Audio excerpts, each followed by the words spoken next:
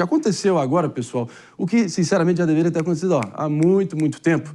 Isso porque ministros do TSE estão defendendo que políticos acusados de ligação com organizações criminosas sejam impedidos de concorrer às eleições.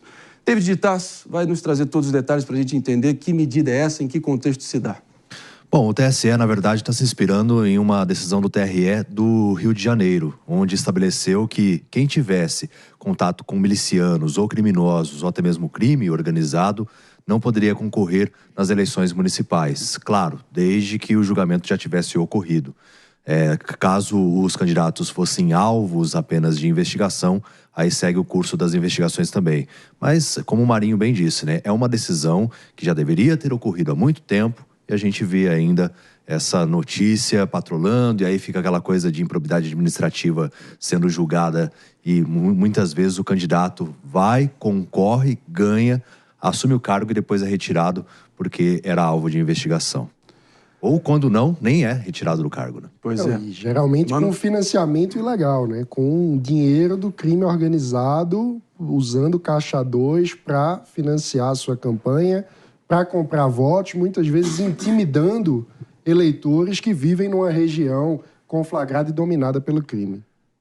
Mota, eu fiquei pensando aqui, confesso, imagino que você vai concordar comigo, que se isso aí for adiante e for aplicado, pelo menos metade ali da Assembleia Legislativa do Rio não vai sobrar um ali para contar a história. Qual a sua expectativa? Marinho, eu acho que a gente tem que ir com muito cuidado nesse território.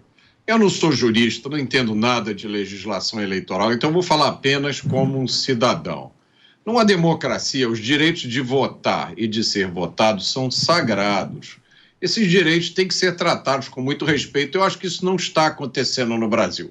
Nos Estados Unidos, por exemplo, você mantém o direito de ser votado, mesmo que tenha sido condenado por um crime, mesmo que você esteja preso.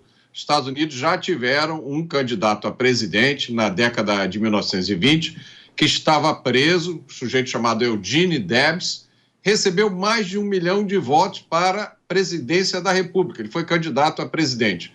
O que significa isso? Isso é uma demonstração de que o eleitor é soberano, de que a vontade do eleitor não deve estar sujeita a decisões e humores de burocratas que não foram eleitos. Na minha modesta opinião, o que a gente precisa não é de uma justiça eleitoral tão proativa assim. O que a gente precisa é de uma justiça criminal efetiva, que não solte um sujeito preso com várias toneladas de cocaína no dia seguinte. E já que vocês falaram no Rio de Janeiro, eu vou lembrar. Aqui no Rio de Janeiro há políticos condenados em várias instâncias a centenas de anos de prisão e que estão na rua. Pepezinho, meu querido, de volta aqui em definitivo no nosso estúdio. Eu quero muito te ouvir também, porque, por um lado, acho que é louvável ter algum processo nesse sentido de tentar evitar a contaminação do crime organizado no processo político. Por outro, acho que muita gente vai estar achando que vai virar aquela história, né, de qualquer mínimo indício vai ser motivo para poder ceifar a pessoa e tirá-la do game. Esse é o problema. Quando a gente está discutindo no Brasil atualmente, infelizmente, a politização do judiciário, o poder absurdo que o STF e que a Justiça tem em todas as pautas, quem defende essa pauta, na verdade, está dando mais poder para a Justiça, não é? A nossa legislação é clara. As pessoas só podem deixar de se candidatar para algum cargo público com, no mínimo, o julgamento em segunda instância, né? Ou seja, julgamento por meio de órgão colegiado, seja no Tribunal de Justiça, seja no STJ e STF. Não cabe à Justiça Eleitoral, por meio de uma interpretação completamente elástica, né, achar que indício de participação do candidato em organização criminosa já é suficiente para tirar ela da disputa. Quem defende isso está delegando ao Poder Judiciário um poder absurdo, um poder completamente extroverso. Por esse motivo, eu sou contra, né, que a pessoa seja condenada, seja comprovada que ela faz parte da organização criminosa, seja julgada, no mínimo, em segunda instância, para depois, sim, ela ter o seu direito de se candidatar cassado. Tirando isso, não dá para ter uma interpretação extensiva sobre a proibição. E o TRE do Rio de Janeiro, né, só para terminar aqui, Marinho, ele fala o seguinte, aí que está o absurdo da história.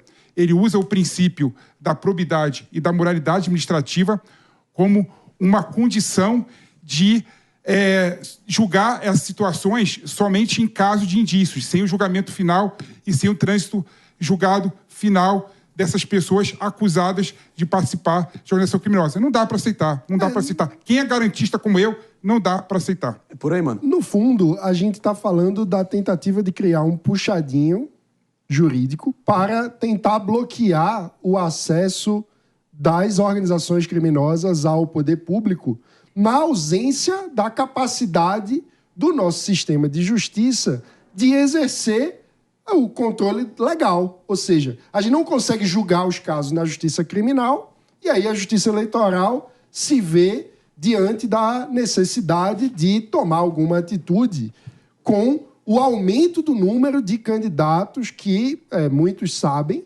são envolvidos com crime organizado. A gente não pode fechar o olho. Uma questão de fato, o império da lei é essencial, a gente não pode criar atalho. Isso é essencial e nesse ponto eu concordo com o PP. Mas a gente não pode fechar o olho para o aumento da infiltração do crime organizado na política. Mano. Esse é outro problema. E precisamos encarar, mas essa atitude do Tribunal Eleitoral vem ocorrer diante desse fato. E aí eu concordo, não é o remédio correto. Não é mas a gente precisa discutir e pressionar a justiça para que tome o remédio, para que faça a receita correta. Olha o nível. Se você permitir que, por indício, a pessoa seja caçada, a autoridade policial ela tem uma força absurda. Porque ela abre um inquérito e fala assim, eu tenho indício contra o Palumbo, que participa de organização criminosa. O governador. Organização criminosa, e por si só já tira a pessoa. Não dá para aceitar isso. Eu, como garantista, sou contra esse tipo de coisa. Concordo com o PP. Eu tenho que começar essa terça-feira concordando com o meu amigo PP. É difícil, mas eu concordo com ele. Isso é absurdo. Tem o princípio da presunção de inocência. Está na Constituição Federal. Ninguém é considerado culpado até o trânsito julgado. E aí, como é que você, através de um indiciamento, você não pode mais concorrer? E a gente tem que lembrar que as polícias do Brasil inteiro são comandadas pelos governadores. Será que o governador de um determinado partido vai permitir que aquele indivíduo lá que está sendo investigado seja indiciado e, consequentemente, não possa aí concorrer às eleições? Evidentemente que sim, que não vai permitir. É isso. Porque a polícia é de governo, não é de Estado. As polícias são subservientes aos seus governadores e secretários. Meus amigos. Inclusive, acho que já dando sequência aqui ao nosso programa, os partidos políticos são bem diferentes do crime organizado também, porque pelo menos no crime organizado você já sabe quem são os bandidos. Na política e nos partidos você vai descobrindo aos poucos. E não basta apenas indícios. Isso aí realmente dá escancar ali um espaço de interpretação subjetiva através de indícios que pode ser muito perigoso e virar justiçamento do juiz de ocasião, do juiz no plantão. É uma conversa aqui que vale a pena a gente estimular e a gente vai estar acompanhando, sem dúvida alguma, os desdobramentos.